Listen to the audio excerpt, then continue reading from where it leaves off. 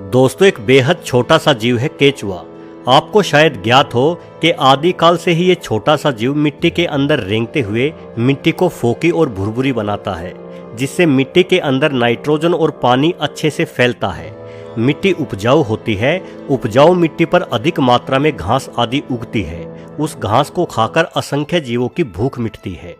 कई बार हम किसी बेहद ही बुरी प्रवृत्ति के इंसान की तुलना गिद्ध से कर देते हैं, लेकिन गिद्ध जंगल में सड़ रहे मरे हुए जानवरों को खाते हैं। सोचे यदि गिद्ध ना हो तो पशुओं के शवों का क्या होगा। शव सड़ेंगे, उनमें विषाणु कीटाणु जन्म लेंगे और पूरी दुनिया महामारियों की चपेट में आ जाएगी।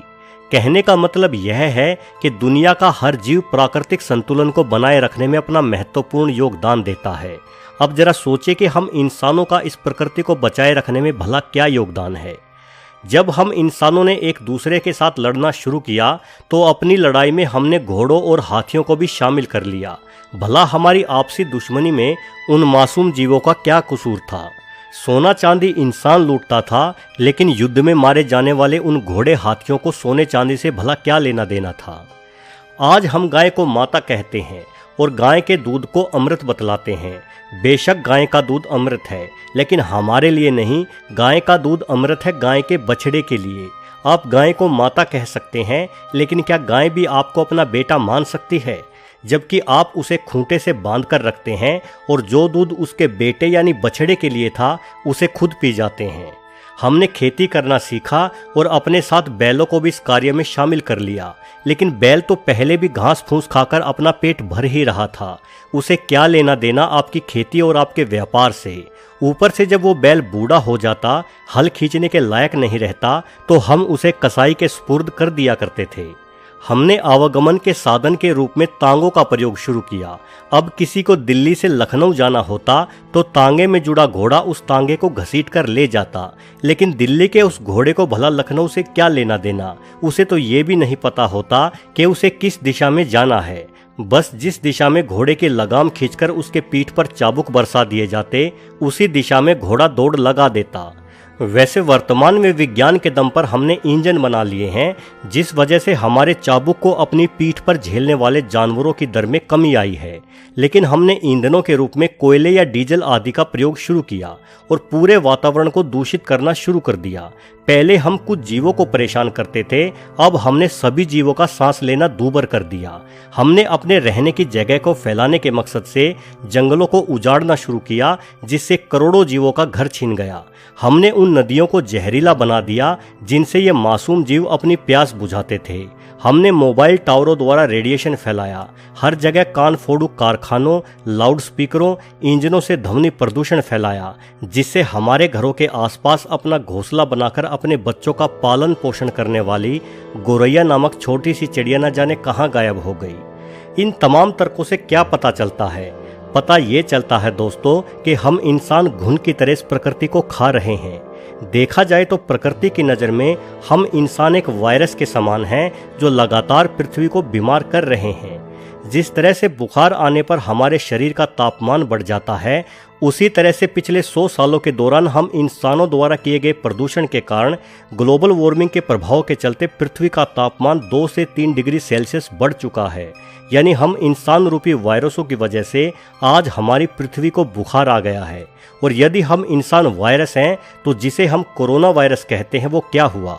अगर हम इंसान वायरस हैं तो कोरोना हुआ प्रकृति का एंटीवायरस, जिसने हम इंसानों पर हमला बोल दिया है। कहते हैं कि कोरोना वायरस जानवरों से हम इंसानों को मिला है, किंतु मुझे तो कोई जानवर इससे प्रभावित होता नहीं दिखाई दिया।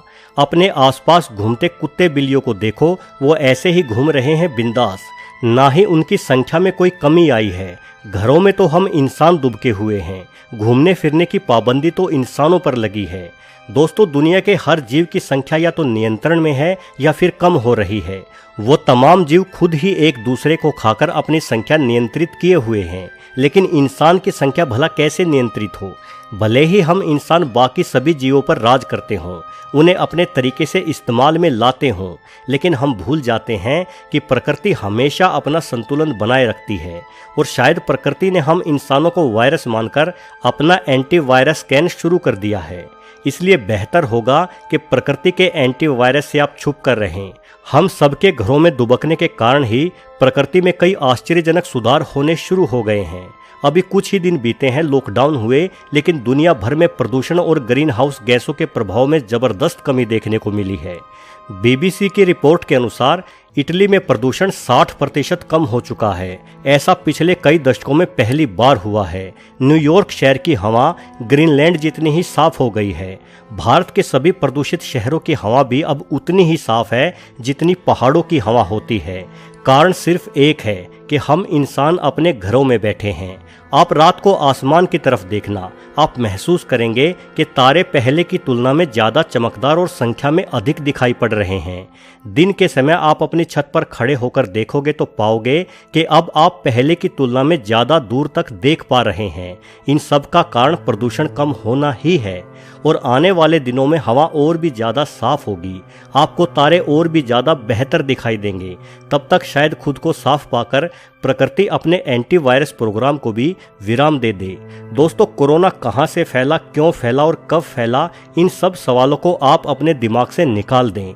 आप सिर्फ ये मानकर चले कि ये प्रकृति का ही एक तरीका है, एक इलाज है उन जख्मों को भरने का जो जख्म प्रकृति को इंसानों ने दिए हैं। इसलिए आप लॉकडाउन का पालन करें, अनावश्यक घर से बाहर ना निकले और जहां है वहीं रहें। कुछ दिन ठहर जाओ, ये कोरोना खुद ही समाप्त हो जाएगा। इतिहास में अनेकों बार घातक महामारियां फैली हैं, कोरोना से भी बहुत बड़ी महामारियां।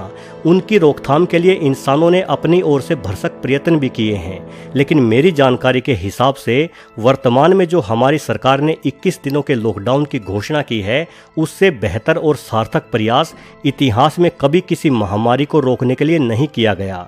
और ये प्रयास तभी सफल होगा जब सिर्फ सरकार ही नहीं, पूरा देश इसमें शामिल होगा। वीडियो को आखिरी तक पूरा देखने के लिए आपका बहुत बहुत धन्यवाद।